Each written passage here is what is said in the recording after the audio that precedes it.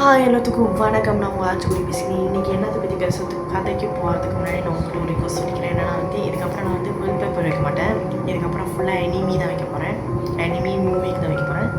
சரி, இன்றைக்கி நான் என்னத்தை பற்றி பேச போகிறேன்னா நேற்று செஞ்ச பார்ட் 1 பிளாக் மேஜிக் ஹவுஸ். இது பார்ட் 2 வாங்க கதைக்குள்ளே போகலாமா?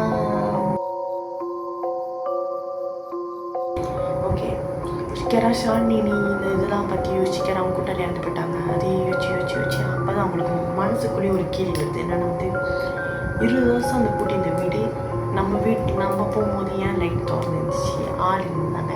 இன்னொன்று அந்த 45 வயசு தாத்தா யார், அவரையே பிளாக் மேஜிக் சட்டத்தில் போட்டு இருந்தார்.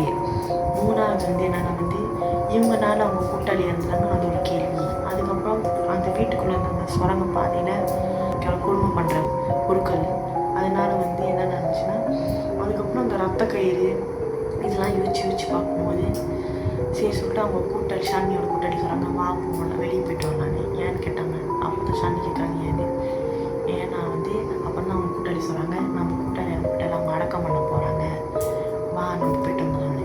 நம்மள போயிட்டு வீட்டுக்கு வந்துட்டாங்க. 3 பேர் தான் காட்டிட்டு போயிட்டு 3 பேர் கேரா அந்த பையனை அவங்க ஹஸ்பண்டை கூப்பிட்டு இந்த பிள்ளை அவங்க வீட்டுக்கு கூட்டிகிட்டு வந்துச்சு. கேரா அந்த பிள்ளை ஷாலினியோட கூட்டாளி வீட்டுக்கு கூட்டிகிட்டு வந்தாங்க.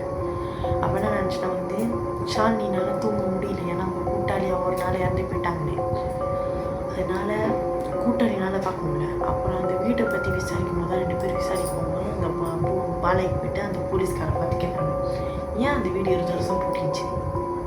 அப்போ தான் அந்த பிளாக் மேஜிக்காரோட கதையை பற்றி சொல்கிறாங்க. இவரோட பேர் என்னன்னு ஜோசப். இவருக்கு 45 வயசு. இவருக்கு பிள்ளைங்க யாரும் இல்லை, ஒரே ஒரு மனைவிக்கு அதே 40 வயசு தான். என்னென்னா இவருக்கு 5 வயசு கூட, அவங்களுக்கு 5 வயசு குறையும், அவ்வளோதான் வித்தியாசம். அவங்க பேர் மேரி. அவங்களுக்கு அவங்களால பேச முடியாது, வேலை செய்ய முடியாது, எதுவுமே செய்ய முடியாது, படுத்து படுக்கதான். அவங்களுக்கு பிரெயின் கேன்சர் இருக்குது. சொந்த புருஷனே யாருன்னு தெரியாமல் அவங்களே தான் இருப்பாங்க.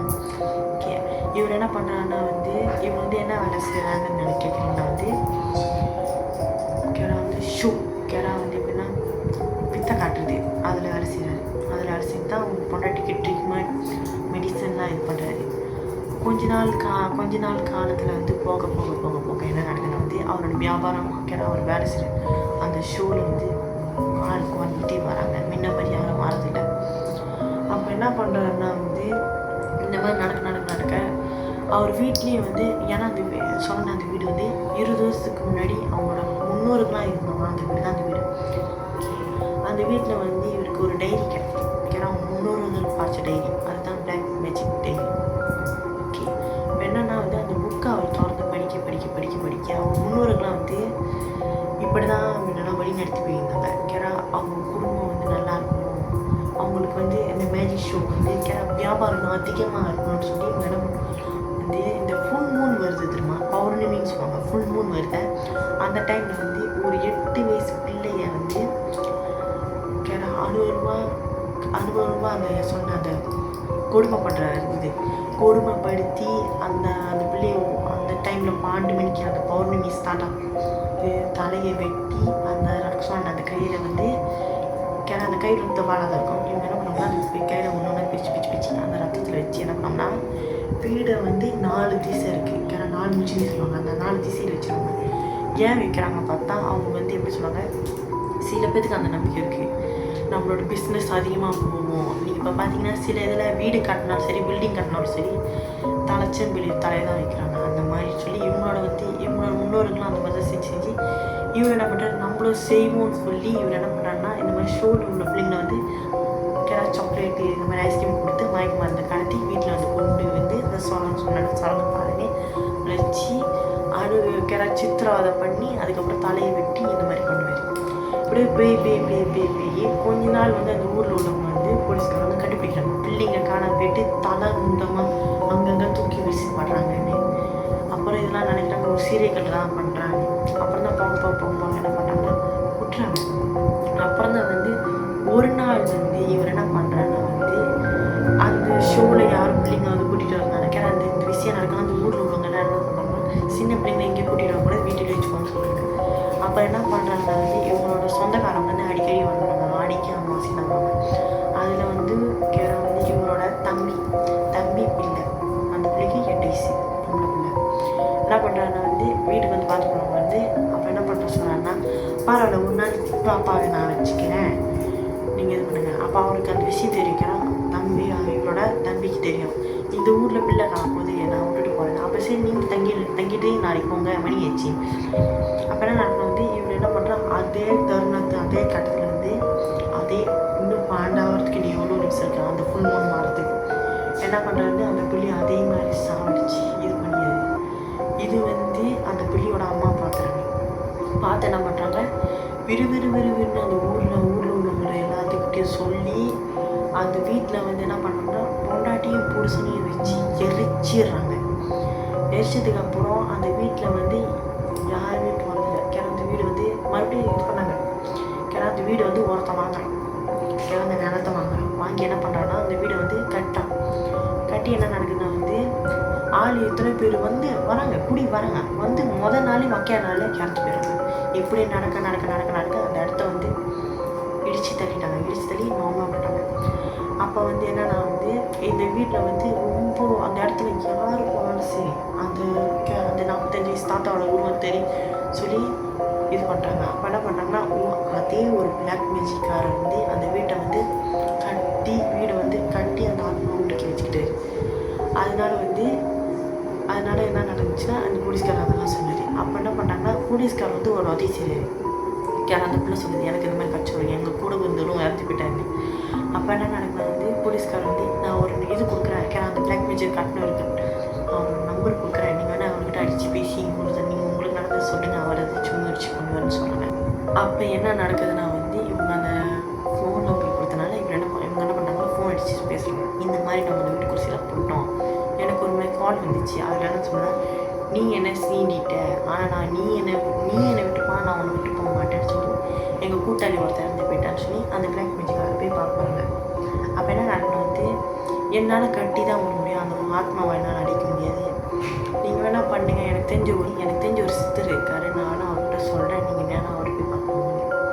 அந்த சித்தர்கிட்ட எல்லாத்தையும் சொல்கிறாங்க. அந்த சித்தர் என்ன சொல்கிறாங்க, நான் உனக்கு ஒரு லெட்டரில் மந்திரம் எழுதி தரேன், நீ என்ன பண்ண அந்த வீட்டை போயிட்டு நான் கொடுக்குற தண்ணியை தெளித்து அந்த மந்திரம் ஊதி அந்த ஆத்மா வந்துச்சுன்னா நீ என்ன பண்ணி அந்த வீடு அடிச்சிட்டேன். ஆனால் ஒரு விஷயம் என்னன்னா வந்து உன் மனசுக்கு தோணுச்சுன்னா நீ போய் செய்யலாம், அப்படி உன் தோணலை நீ இருக்குன்னா அது கூட தான் இருக்கும். அது என்னது ஒரு ஆளாக நீ உயிர் போக வாய்ப்பு இருக்குன்னு சொல்லி அப்போ என்ன பண்ணா இந்த பிள்ளை ஒத்துக்குது நான் செய்கிறேன்னு. அப்போ என்ன இருக்குன்னா அந்த பிள்ளை போகுது. நீங்கள் வந்து அந்த வீட்டுக்கு போயிட்டு அந்த வீட்டுக்கு போய் பார்க்கும்போது இன்ன வரைக்கும் அந்த வீடு அன்றைக்கி சொன்னதான் நான் உடஞ்சிச்சு. இந்த வாட்டி பார்க்கும்போது வீடு ரொம்ப அழகாக இருக்குது. வீட்டில் யாரும் இந்த பிள்ளை என்ன பண்ணால் தண்ணி முன்னாடி தான் ஒரே வாட்டி தான் தெளிச்சதுக்கப்புறம் அந்த வீட்டிலேருந்து கதற சத்தம், கதவு பட்டாப்பட்டி அழுகுற சத்தம், ஐயோ ஜாமான காற்று பலமான காற்று பறக்குது.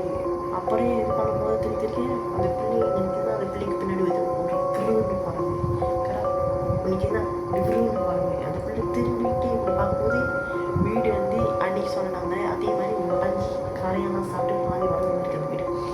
அப்போ என்ன நடக்குது வந்து அந்த பிள்ளை வந்து அதை சொன்னேன் அந்த மந்திரம் வந்து லெட்டரில் படிக்கும்போது அவர் அந்த விசனை வந்து நிற்கிறாரு. அந்த பிளாக் மேஜிக் தான் இவர். ஓ நான் உங்களோட சொன்னதானே, நீ என்னை சீண்டிட்டேன், நீ என்னை விலக நினச்சா நான் உன்னை விலக மாட்டேன், நீ என்ன அந்த மந்திரம் போட்டாலும் என்னால் நான் உன்னை இது பண்ண மாட்டேன், அவங்க எல்லாத்தையும் நான் கொண்டுவேன், எனக்கு என் பொண்டாட்டி இவரோட இருக்கும் சொல்லி இது பண்ணுறாரு. அப்போ என்ன நடக்குதுன்னா வந்து இந்த மாதிரி படிச்சுட்டு இருக்கும்போது வீடை எரிச்சிடுறாங்க. அந்த ஷாந்தி வந்து வீடை எரிச்சிடுறாங்க. வீடை எரிச்சதுக்கப்புறம் ஒரு 2-3 வருஷத்துக்கு ஓகேலாம் இந்த பிரச்சனையும் இல்லை. அப்புறம் போக அதே வந்து அவங்க வந்து இப்போ சொல்ல ஒரு 2-3 வருஷத்துக்கு அப்புறம் ஆஃப்டர்லாம் அப்புறம் என்ன நடக்கணும் வந்து அவங்க கனவுல வந்து அந்த பிளாக் மேஜிக் அவர் வந்து சொல்கிறாரு, என்னால் செய்ய முடியாது, நீ செய், நீ பலி கொடு, உனக்கு செல்வம்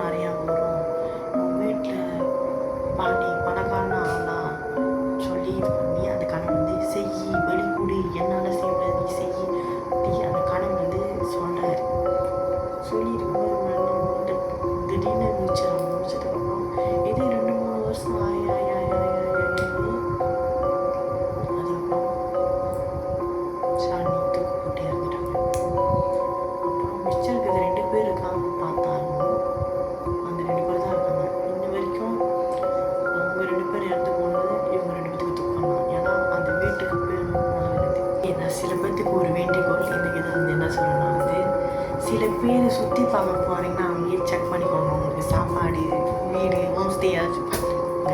இந்த மாதிரி போய் மாட்டிக்காதீங்க, ஓகேவா? இன்னொன்று, பேயை பார்க்க போகிறதா இருந்தால் நீங்கள் ஃபால்ஸ் வீடுக்கெலாம் போக தேவையில்ல. சில வீட்டில் வந்து என்னென்னமோ செஞ்சு வச்சுருப்பானுங்க. இன்னொன்று, பாதி பேர் அவங்களோட தொழில் நல்லா இருக்குன்னு சொல்லிட்டு அந்த வீட்டில் உள்ள ஆத்மாவை பிடிச்சி இது பண்ணுவாங்க. அவங்களுக்கு கட்டுப்படுத்தி இது பண்ண வச்சுக்கோங்க, சரியா? நீங்களே போய் மாட்டிக்காதீங்க, ஓகே? ஏன் சொன்னால் இந்த கதையும் என்னோடய வாழ்க்கையில் நடந்த விஷயமும் ஒன்று தான், அதான் சொல்கிறேன். ஓகே, நான் அப்படி சீலாப்பா என்ன தப்பாக பேசினா மேபி சாரி. இன்னொன்று, நான் எல்லாத்துக்கும் நன்றியை தெரிவிச்சுக்கிறேன். பாதி பேர் என்னோடய வீடியோ வந்து பார்த்துருக்கீங்க. Okay, thank you lot. ஓகே, இதோட இன்னும் நல்ல நல்ல கதை என்னால் போட முடியும். எனக்கு சப்ஸ்கிரைப் பண்ணுங்கள். இதோட விடைபெறுகிறேன் உங்கள்